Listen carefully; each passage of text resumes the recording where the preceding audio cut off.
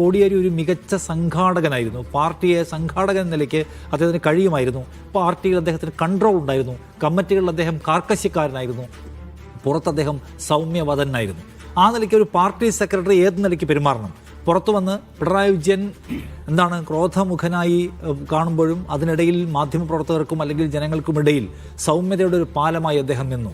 കക്ഷി നേതാക്കൾക്കിടയിൽ അദ്ദേഹം കോടിയേരി ഏറ്റവും അക്സെപ്റ്റൻസ് കമ്പാരിസൺ പറഞ്ഞപ്പോഴാണ് എന്നാൽ കടക്ക് പുറത്ത് എന്ന് പിണറായി പറഞ്ഞ സമയത്ത് ഇപ്പുറത്ത് കോടിയേരി നിന്നിട്ട് മാധ്യമങ്ങളെ ആശ്വസിപ്പിക്കുന്നുണ്ട്. അദ്ദേഹം ചിരിച്ചത് മാനേജ് ചെയ്യാൻ ശ്രമിക്കുന്നതാണ് ഏറ്റവും വലിയ ചിത്രം. എന്ന് വെച്ചാൽ ഈ പറയുന്ന ഇത് രണ്ടിൻ്റെ ഇടയ്ക്കുള്ള ഒരു സേഫ്റ്റി വാൽവായിരുന്നു അദ്ദേഹം.